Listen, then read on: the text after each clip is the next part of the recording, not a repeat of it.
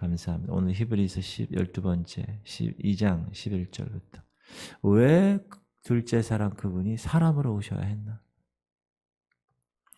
11절부터 거룩하게 하시는 이와 거룩하게 함을 입은 자들이 다 한 근원에서 난지라. 그러므로 형제라 부르시기를 부끄러워하지 아니하시고 이르시되 내가 주의 이름을 내 형제들에게 선포하고 내가 주를 교회 중에서 찬송하리라 하셨으며 또다시 내가 그를 의지하리라 하시고 또 다시 볼지어다 나와 및 하나님께서 내게 주신 자녀라 하셨으니 자녀들은 혈과 육에 속하였으며 그도 또한 같은 모양으로 혈과 육을 함께 지니심은 죽음을 통하여 죽음의 세력을 잡은 자 곧 마귀를 멸하시며 또 죽기를 무서워함으로 한평생 매어 종노릇하는 모든 자들을 놓아주려 하심이니 이는 확실히 천사들을 붙들어 주려 하심이 아니요 오직 아브라함의 자손을 붙들어 주려 하심이라. 그러므로 그가 범사의 형제들과 같이 되심이 마땅하도다. 이는 하나님의 일에 자비하고 신실한 대제사장이 되어 백성의 죄를 속량하려 하심이라. 그가 시험을 받아 고난을 당하셨은즉 시험 받는 자들을 능히 도우실 수 있느니라. 아멘. 어제에 이어서 계속해서 같은 본문을 가지고 둘째 사람 예수 그리스도를 묵상하고자 합니다. 저와 여러분은 둘째 사람에게 속한 사람이 되어서 그리스도 안에서 구원받고 하나님의 자녀가 되었고 하나님의 나라의 유업을 받을 상속자들이 되었습니다. 둘째 사람이신 그리스도의 상속자로 인정받아서 이제 아담 안에서의 인생이 그리스도 안의 인생으로 바뀌고 사망 안에서의 생활이 생명 안에서의 생활로 바뀌고 부활주의를 지냈잖아요. 이 세상에서의 소망이 하늘의 소망으로 바뀐 사람들입니다. 둘째 사람이신 그리스도는 하늘에서 나셨고 그분의 아이덴티티, 하늘의 생명을 가지셨고 하나님과 동등된 분이십니다. 이제 첫사람 아담의 자손으로서의 우리의 신분은 이미 그리스도와 함께 십자가에서 죽었습니다. 옛사람 아담은 내 안에서 죽었습니다. 그러므로 우리는 이제 죽은 사람, 그 옛사람으로 우리를 지배하거나 그 죽은 사람의 죽은 생명으로 살아가서는 되지 않습니다. 또한 우리는 둘째 사람 그와 함께 살리심을 받았습니다. 하나님의 생명인 성령으로 거듭 태어난 것입니다. 그러므로 이제 새로운 생명, 새 사람으로 새롭게 태어난 것입니다. 새 생명으로 태어났으니 우리는 그 새 생명 가운데서 새롭게 살아가야 할 하늘에 속한 사람들입니다. 이게 어제 우리가 나누는데요.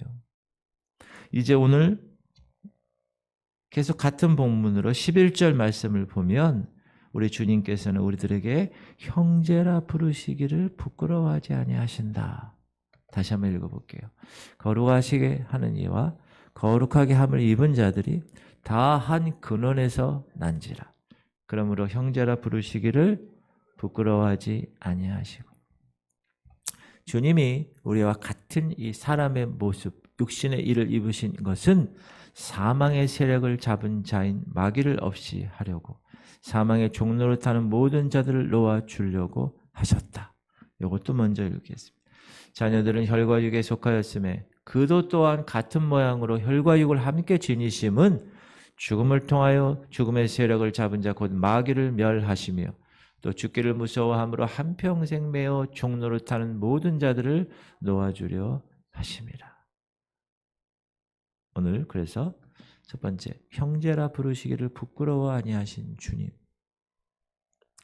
자, 우리가 성경을 보면 우리와 주님과의 관계, 이 릴레이션십, 이 관계에 있어서 여러 가지로 말씀하고 있어요, 성경은.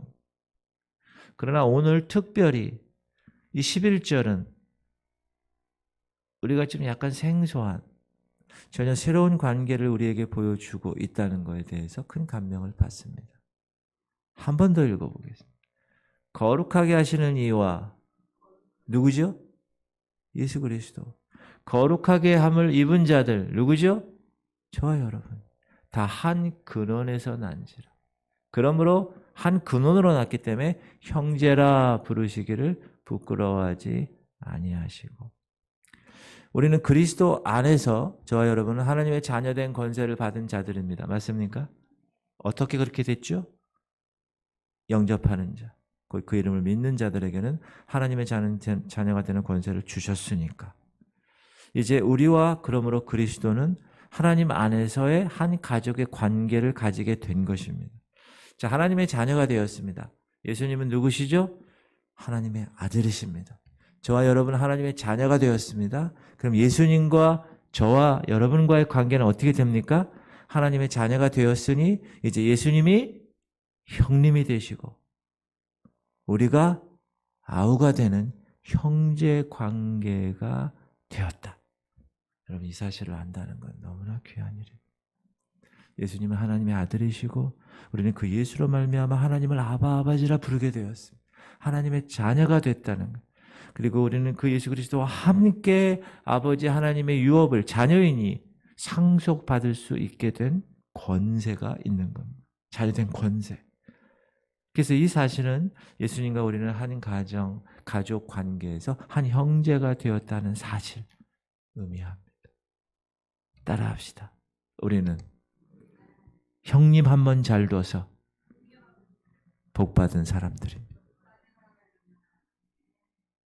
그런데 우리 형님이신 그 예수님은 어찌나 겸손하신지, 어찌나 우리를 사랑하시는지, 우리를 형제라고 부르시는 일에 조금도 부끄럽지 않으신다. 부끄럽게 여기지 아니하신다. 거룩하신 하나님이, 이 땅을 창조하신 하나님이 이 더러운 죄인을 사랑하시고 형제야 라고 부르시는 일에 부끄러워 여기지 아니하신다는 사실, 얼마나 놀라운 은혜고 얼마나 감격스러운 일인가. 그럼 감격 받은 얼굴 표정 좀 해보세요. 입을 벌리고. 그러므로 우리도 이 같은 예수 그리스도를 부끄럽게 해드리면 되지 않습니다. 이게 오늘 핵심이에요. 예수님은 우리에게 뭐라고 말하십니까? 누구든지 이 음란하고 죄 많은 세대에서 나와 내 말을 부끄러워하면 인자도 아버지의 영광으로 거룩한 천사들과 함께 올 때 그 사람을 부끄러워하리라. 이건 여러분 엄청나게 강한 메시지예요. 부끄러워한다는 말이 무슨 말입니까?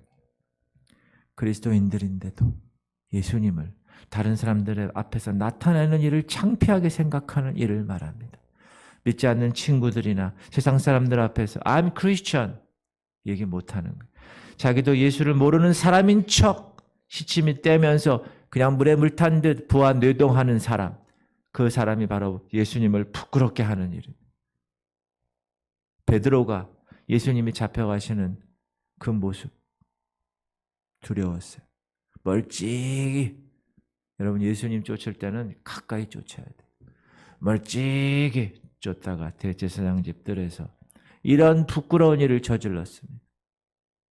예수가 누군지 몰라? 소위 제자라는, 그것도 수제자라는 사람이 나중에는 맹세까지 하며 3번씩이나 저주하며 베드로가 맹세하고 또 부인하여 이르되 나는 그 사람을 알지 못하노라 하더라. 이게 부끄러워하는 것. 그러나 요한계시록 보면 그리스도 이름을 배반하지 아니한 교회가 있어요. 무슨 교회? 빌라델비아 교회. 볼지어다 내가 네 앞에 열린 문을 두었을 때 능히 닫을 사람이 없으리라. 내가 네 행위를 아노니 네가 작은 능력을 가지고서도 내 말을 지키며 내 이름을 배반하지 아니하였도다. 사랑하는 성도님들, 예수님을 부끄러워하지 마십시오. 예수님과 예수님의 말씀을 창피하게 생각하지 마십시오. 그분은 우리를 형제라고 부르시는 일에 조금도 부끄러움이 없으셨습니다. 거룩하신 하나님의 아들이셨어요. 창조주이신 그분이셨어요. 이 더러운 죄인을 그러나 사랑하시고 한 형제라고 부르시는 일에 부끄러워 여기지 아니하셨다는 사실을 꼭 기억하십시오. 그러므로 이 음란하고 죄 많은 시대에서 그분을 높이십시오. 그분의 이름을 전파하십시오. 그것이 합당한 우리의 삶입니다. 그분으로 인하여 새 생명을 얻은 사람의 삶입니다.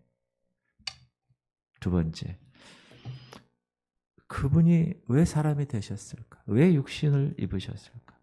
그 14절과 15절에서 예수 그리스도가 왜 우리와 같은 육신을 입으신 일에 대해서 그 이유를 밝혀주고 있습니다. 자녀들은 혈과육에 속하였으며 저와 여러분은 혈과육에 속해 있잖아요. 그도 또한 같은 모양으로 혈과육을 함께 지니신 이유는 첫 번째, 죽음을 통하여 죽음의 세력을 잡은 자 곧 마귀를 멸하시며 두 번째, 죽기를 무서워함으로 한평생 매여 종노릇하는 모든 자들을 놓아주려 하십니다. 이것은 하나님의 자녀인 저와 여러분이 육신을 입고 있기 때문에 이 자녀들을 하나님의 영광으로 이끄시기 위해서는 우리와 똑같은 형제의 모습을 지녀야 하기 때문에 육신을 입게 된 것이라고 말씀하고 있습니다. 육신을 입으신 이유 첫 번째는 사망의 권세 잡은 자 마귀를 없이 하려고. 인간으로 오셨기 때문에 예수 그리스도 그분도 사망 권세 잡은 자에게 그 사망의 세력의 밑에 있었어요. 그래서 죽은 거예요. 육신이 있기 때문에. 그러나 부활이라는 그 놀라운 사망 권세를 다 깨부시고 일어나셨다는. 마귀를 잡으려면 어떻게 해야 됩니까? 마귀를 잡으려면 그냥 따구를 때리나요? 마귀가 갖고 있는 권세를 무너뜨려야 합니다. 마귀가 갖고 있는 권세가 뭡니까? 사망입니다. 죽음. 이 사망 권세를 인간은 도저히 무너뜨릴 수 없습니다. 우리가 죽으면 다시 살아날 수 있는 권세가 없습니다. 예수 그리스도 그분만이 그러나 그 권세를 가지신 분이세요. 그래서 부활하신 것입니다. 우리는 이처럼 부활의 권세로 마귀의 사망 권세를 이기신 예수 그리스도와 한 몸으로 연합되어 한 형제가 되었으니 우리도 우리 형님 되시는 예수님과 함께 사망 권세를 이길 수 있는 것입니다. 그래서 예수님이 이 땅에 육신을 갖고 오신 거예요. 두 번째는 예수님이 육신을 입으신 이유는 우리를 주의 종의 자리에서 일으켜 주려 함이라고 말씀하십니다. 주의 뭐요? 종. 주의 뭐라고요? 종. 종은 뭐요? 한평생 주인이 시키는 것만 하는 거예요. 주의 종은 뭡니까? 사단이 얘기하는 것으로 맨날 주인의 부림을 당하는 처지에 있는 존재들이에요. 그리고 그의 죄를 막쳤어. 삭시 뭐예요? 사망이에요. 우리는 이 같은 비참한 처지에서 헤어나올 수 없는 죄의 종들이라는 거예요. 그런데 죄의 문제를 이기시고 죄를 심판하시는 그 예수 그리스도 그분. 죄의 종에서 자리에서 헤맸던 우리들을 해방시키시기 위해서 육신을 입으시고 우리의 형님이 되셔서 이 땅에 오셨다. 할렐루야. 그러면 우리는 죄에서 죄에서 자유를 얻게 함. 그렇게 찬양하는 보혈의 능력 이렇게. 할렐루야. 그 여러분 표정이 어떻게 해야 돼요? 이야. 세 번째, 예수 그리스도 그분이 육신을 입으신 이유는 시험 당하시는 자라. 저와 여러분에게 시험 당하죠. 왜? 광야 생활이니까. 교회 생활은 광야 생활이니까. 18절 그가 시험을 받아 고난을 당하셨은즉 시험 받는 자들을 능히 도우실 수 있느냐. 주님이 이 땅에 계셨을 때 몸소 많은 시험을 겪으십니다. 왜 그러셨다고요? 시험 당할 우리를 능히 도와주실 수 있게 하기 위해서. 세상에서는 너희가 환난을 당하나 담대하라. 내가 세상을 이겼노라. 시험에 지지 않으셨어요. 세상에 지지 않으셨어요. 세상을 이기신 주님이 우리가 시험을 당할 때 즉시 도와주심으로 우리로 시험을 이기게 해 주십니다. 동일하게 히브리서 11장에 뭐라고 나와요? 세상이 감당치 못하느니라. 여러분이 세상에 사단이 여러분을 감당하지 못하는 거예요.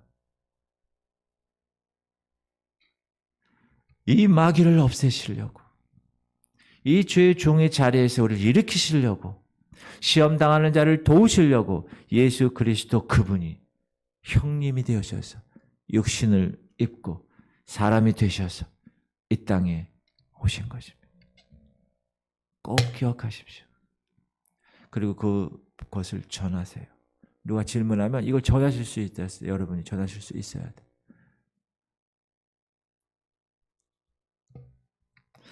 육신을 입고 오신 그분은 우리를 어떤 방법으로 도우십니까? 감당치 못할 시험당함을 허락하지 않는 일로 도우십니다. 감당하게 하신다는. 또한 피할 길을 내사 너희를 능히 감당하게 하시느니라. 아멘.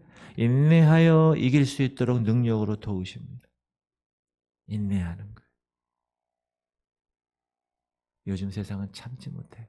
그러나 여러분 참으셔야 돼요. 인내하는. 어느 날까지?